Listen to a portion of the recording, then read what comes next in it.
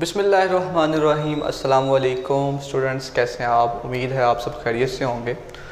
हमने chapter number 12 last video में complete कर लिया था। तो आपने अब करना ये है कि जो इसकी एग्ज़ाम्पल्स हैं चैप्टर की ही जो कि सोल्व्ड हैं उसे देखना है, आपने उसे करना है। ठीक है, इंशाल्लाह अब आपको वो समझ में आ जाएंगी। तो चैप्टर का इख्तिताम के बाद आज की जो ये वाली वीडियो है वो एक्सरसाइज के शॉर्ट क्वेश्चंस पे जो है हमारी होगी। तो हम आज एक्सरसाइज के शॉर्ट क्वेश्चंस कवर करने वाले हैं। अपनी जो टेक्स्ट बुक है उसे आपने थाम लेना है लेक्चर देखते हुए, ताकि आप सवाल सुनते जाएं, देखते जाएं और हम उसका आंसर आपको बताते जाएं। तो एक्सरसाइज के शॉर्ट क्वेश्चंस हैं बेटे, शॉर्ट क्वेश्चंस रिलेटेड एक्सरसाइज। जो इनसाइड शॉर्ट क्वेश्चन थे ना वो मैंने आपको साथ साथ बता दिए in the form of assignments, test. वो भी आपको पता लगता जाएगा कि जो चैप्टर के अंदर से शॉर्ट क्वेश्चन थे वो कौन कौन से वाले थे। तो हमारे पास जो एक्सरसाइज के शॉर्ट क्वेश्चंस हैं आज हम वो डिस्कस करते हैं। Short questions. सो चैप्टर नंबर 12 है, तो पहला शॉर्ट क्वेश्चन ज़रा बुक से देखिएगा, मैं पढ़ता हूँ फिर उसका रिजल्ट आंसर आपको बताता हूँ। पहला शॉर्ट क्वेश्चन ये है, the potential is constant throughout a given region of space. Is the electric field zero और non zero in this region. मैं आपको एक्सप्लेन करता हूँ कि इसका क्या मतलब है। कहता है एक रीजन है, फॉर एग्जाम्पल ये एक रीजन है। कहता है इसमें जो पोटेंशियल है ना हर जगह पे कांस्टेंट है। इधर भी वी है, इस पॉइंट पे भी वी है, इस पॉइंट पे भी वी है। कहता है इस इलाके में पोटेंशियल कांस्टेंट, तो क्या इलेक्ट्रिक इंटेंसिटी ई भी कांस्टेंट होगा? मैं सवाल आपको सादा वर्ड्स में ये समझा दिया कि क्या कहता है V कांस्टेंट है, तो क्या E भी कांस्टेंट होगा?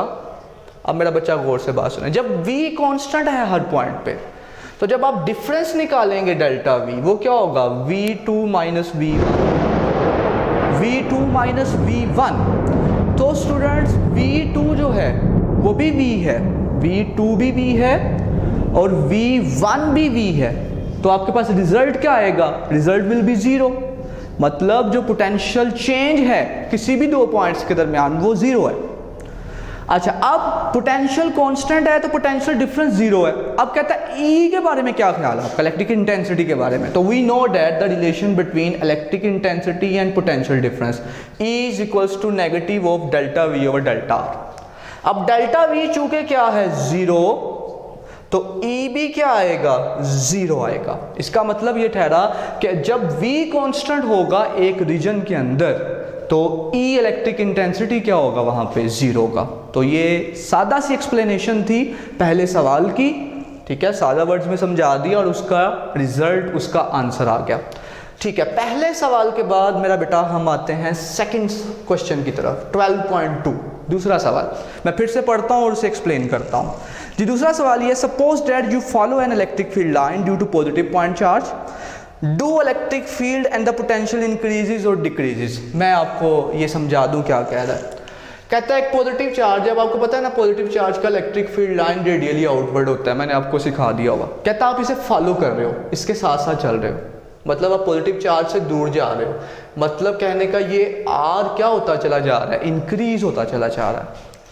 ठीक है, अब you are following the electric field line due to positive charge. Now कहता है क्या ख्याल है आपका इलेक्ट्रिक इंटेंसिटी के बारे में और पोटेंशियल के बारे में, इलेक्ट्रिक पोटेंशियल के बारे में। आप स्टूडेंट्स गौर से बात सुने, आपको फार्मूलाज पता है, मैंने सिखा दिए हुए।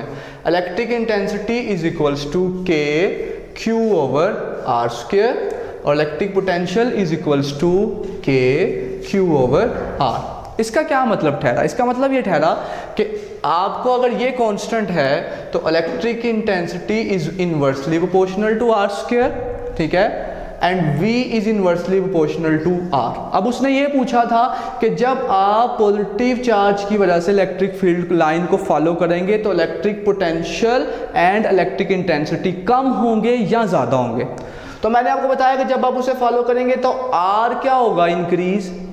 तो R का रिलेशन इलेक्ट्रिक इंटेंसिटी के साथ भी इनवर्स है और पोटेंशियल के साथ भी इनवर्स है। तो what does it mean? It means that कि R जब इंक्रीज करेगा तो इलेक्ट्रिक इंटेंसिटी भी डिक्रीज करेगी और साथ ही साथ इलेक्ट्रिक पोटेंशियल भी डिक्रीज करेगा। तो क्या कहेंगे हम? Both electric intensity and electric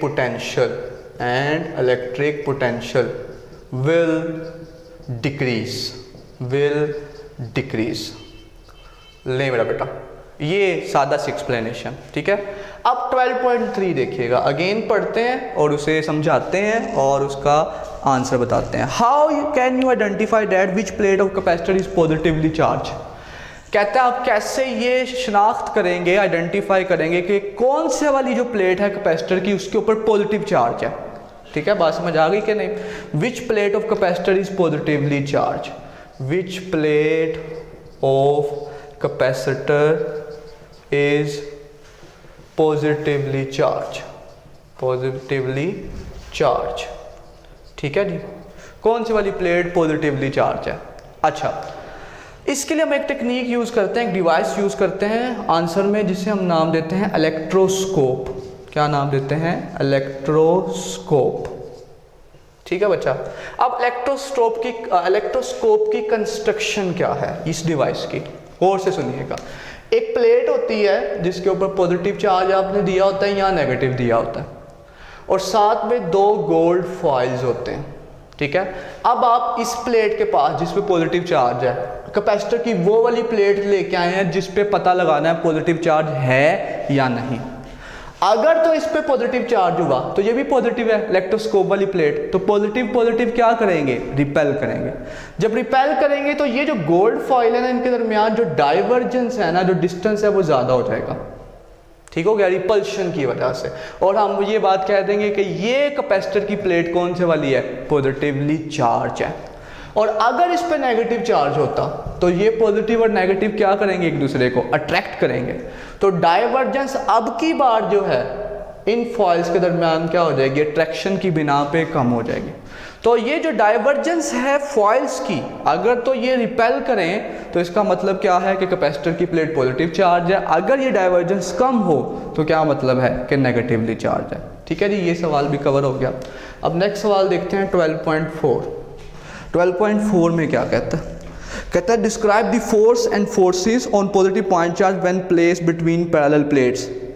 2 इसके हमारे पास पार्ट हैं, पहला part with similar and equal charges and the second part is with opposite and equal charges. देखिएगा मैं आपको समझा दूं, तवज्जो रखिएगा। कहता है 2, एक हमारे पास कैपेसिटर की प्लेट्स हैं, इधर सेट ऑफ प्लेट्स है, ठीक है। इन पे इक्वल और सेम चार्ज है, मतलब इधर जितना पॉजिटिव है दूसरी प्लेट पे भी उतना ही पॉजिटिव है।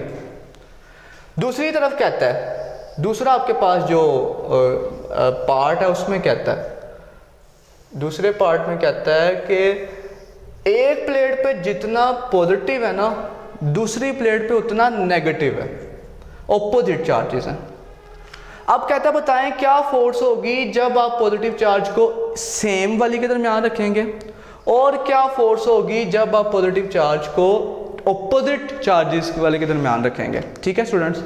अच्छा, अब क्या होगा, इधर देखें, ये पॉजिटिव है, ये पॉजिटिव इसे क्या करेगा, रिपेल करेगा। ये वाले पॉजिटिव इसे उस तरफ रिपेल करेंगे और ये वाले पॉजिटिव इसे इस तरफ रिपेल करेंगे। अब चूंकि मैग्नीट्यूड सेम है तो फोर्स ये जितनी इस तरफ लगाएंगे इस पे, ये वाले उतनी उस तरफ लगाएंगे, तो नेट फोर्स क्या निकलेगी यहाँ पे, नेट फोर्स मतलब अगर एक फोर्स है तो साथ में दूसरी उतनी ही ऑपोजिट डायरेक्शन में फोर्स है, तो नेट फोर्स यहाँ पे इस पहले पार्ट में क्या निकलेगी, 0।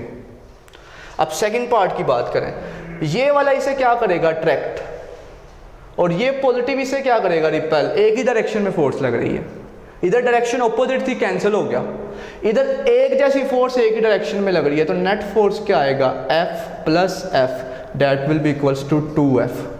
तो जब सेम एंड इक्वल चार्जेस होगा तो नेट फोर्स पॉजिटिव चार्ज पे 0, जब ऑपोजिट एंड इक्वल चार्जेस होगा तब नेट फोर्स क्या होगी, that will B 2 × 2F। Next सवाल देखिएगा 12.5, और से सुनिएगा। 12.5 में अब क्या कहता है, सवाल सुनिएगा। 12.5 is electric lines of force never cross bye. देखें, जब मैंने ये आपको characteristics of electric field lines lecture number 4 पढ़ाया था, उसमें हमने बात की थी कि 2 इलेक्ट्रिक फील्ड लाइन कभी भी एक दूसरे को इंटरसेक्ट क्रॉस काटेंगी नहीं। उसकी रीज़न आपको क्या बताई थी कि जो इलेक्ट्रिक फील्ड है इसका एक पॉइंट पे एक ही डायरेक्शन होता है, ओनली वन डायरेक्शन। अगर ये एक दूसरे को काट रही हैं, ये वाला काम हो रहा है, इसका मतलब एक से ज़्यादा डायरेक्शन है, more than one direction, more than one direction, जो कि पॉसिबल ही नहीं है। More than one direction possible ही नहीं है। तो इस बिना पे कभी भी दो इलेक्ट्रिक फील्ड लाइंस एक दूसरे को इंटरसेक्ट नहीं करेंगे। ठीक है जी, ये आपकी जो इलेक्ट्रिक फील्ड लाइन वाला आर्टिकल है, फिर से बता रहा हूँ, उसकी लास्ट करेक्टरिस्टिक है, राइट पेज पे लास्ट पे कॉर्नर पे ये फोर्थ करेक्टरिस्टिक है। छठा सवाल देखिएगा, इफ अ पॉइंट चार्ज छठा, if a point charge q of mass m is released in a non-uniform electric field with field lines pointing in the same direction, will it make a rectilinear motion? जी बात समझ में नहीं आई, आप इसे English पढ़िएगा, मैं उर्दू में एक्सप्लेन करता हूँ। कहता यह है कि एक नॉन यूनिफॉर्म इलेक्ट्रिक फील्ड है और इलेक्ट्रिक फील्ड को हम इलेक्ट्रिक फील्ड लाइंस की फॉर्म में रिप्रेजेंट करते हैं। स्टूडेंट कहता है इस पे एक चार्ज जो है वो q आपने नॉन यूनिफॉर्म फील्ड में छोड़ दिया है। अब इलेक्ट्रिक फील्ड लाइन की ना डेफिनेशन हमने आपको बताई हुई है, ये वो पाथ है जिसके ऊपर चार्ज पार्टिकल मूव करता है। तो electric field line straight path है। अब उसका सवाल यह है कि जब आप इस चार्ज को इस फील्ड के अंदर छोड़ेंगे तो क्या इसका मोशन भी रेक्टिलिनियर होगा? रेक्टिलिनियर से क्या मुराद है? स्ट्रेट। रेक्टिलिनियर से क्या मुराद है? Straight motion. तो चूंकि इलेक्ट्रिक फील्ड लाइन स्ट्रेट है तो चार्ज ने उनके ऊपर चलना है, तो यस, जो पाथ है इसका चार्ज का, that will also be rectilinear, having rectilinear motion, straight motion. ठीक है, सिंपल आंसर। आगे देखिएगा 12.7 पे। 12.7 सवाल क्या है, ये ना गोजेस लॉ की पहली एप्लीकेशन मैंने आपको करवाई थी, ये सवाल उसका है। कहता है कि is E is necessarily zero inside a charged rubber balloon if balloon is spherical, assume that charge is distributed uniformly over the surface। क्या मतलब है? कहता है कि हमारे पास एक बलून है, एक गुब्बारा है, उस गुब्बारे की बाहर वाली सरफेस पे ना आपने यूनिफॉर्मली पॉजिटिव चार्ज को डिस्ट्रीब्यूट किया हुआ है। जैसे मैंने वहाँ पे आपको बताया था स्फेरिकल शेप बॉडी है, बिल्कुल सेम वही है, यहाँ उसने स्फेरिकल बलून कह दिया। कहता है अब क्या E इसके अंदर ज़ीरो होगा? ठीक है, अब मैंने आपको गॉसेस लॉ में बताया था, सबसे पहले आप क्या करते हैं, गॉसियन सरफेस ड्रा करते हैं। ठीक है, गॉसियन सरफेस। तो आपने गॉसियन सरफेस ड्रा की, फॉर एग्जांपल इस पॉइंट पे देखना चाहते हैं तो गॉसियन सरफेस इसमें से पास करेगी। दूसरे नंबर पे आप क्या करते हैं, चार्ज देखते हैं इस गॉसियन सरफेस के अंदर कितना है, तो चार्ज कितना है? ज़ीरो, कोई चार्ज नहीं है, अंदर कोई चार्ज नहीं है, बाहर है, आउटर सरफेस। तीसरे नंबर पे आप क्या करते हैं, फ्लक्स कैलकुलेट करते हैं। तो जब चार्ज ही कोई नहीं है तो फ्लक्स भी क्या होगा? फ्लक्स भी ज़ीरो होगा। ठीक है, flux electric field lines charge की वजह से होता है, जब चार्ज ही नहीं है तो फ्लक्स भी नहीं है। लास्ट पे आप गॉसेस लॉ अप्लाई करते हैं, phi = 1/ε0q।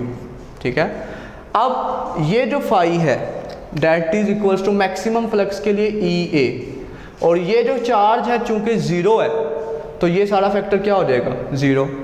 अब एरिया तो ज़ीरो नहीं है, वो तो इस सरफेस का है, तो फिर प्रोडक्ट क्या चीज़ ज़ीरो आंसर ला रही है, वो है इलेक्ट्रिक इंटेंसिटी। तो व्हाट डज इट मीन्स कि चार्ज्ड रबड़ बलून के इनसाइड इलेक्ट्रिक इंटेंसिटी क्या होगी? ज़ीरो होगी।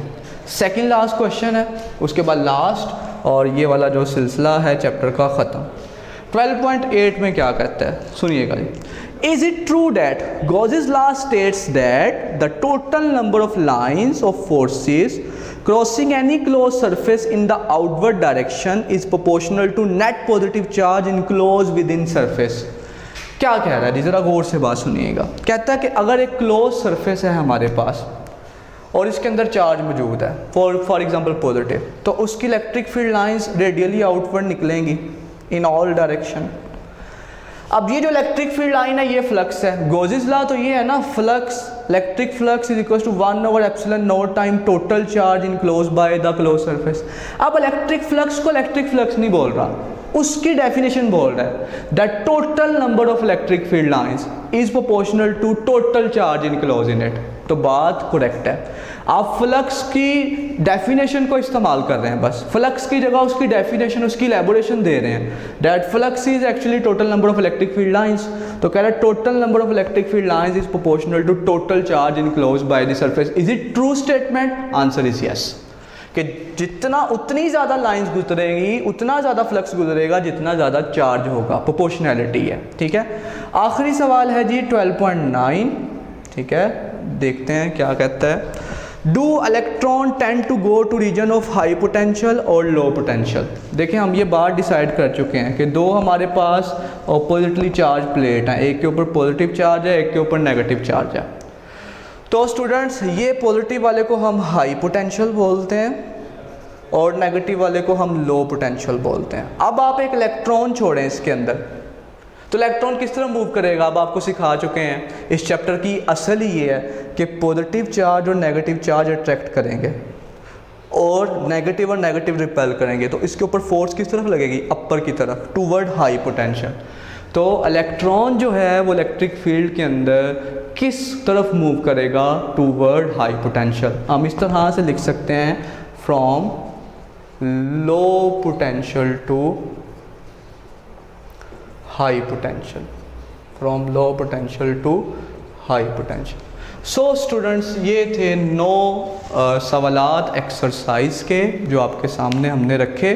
तो ये चैप्टर का सिलसिला ख़त्म हो गया। जो इसके न्यूमेरिकल्स हैं वो फिर आपको बताएंगे कैसे करने हैं, किस तरह से आपको नोट्स देने हैं उसके, या क्या करना है। तो इंशाल्लाह नेक्स्ट वीडियो के अंदर हम जो है वो नया चैप्टर शुरू करेंगे। तो अपना ख्याल रखें, खुश रहें, अल्लाह हाफ़िज़।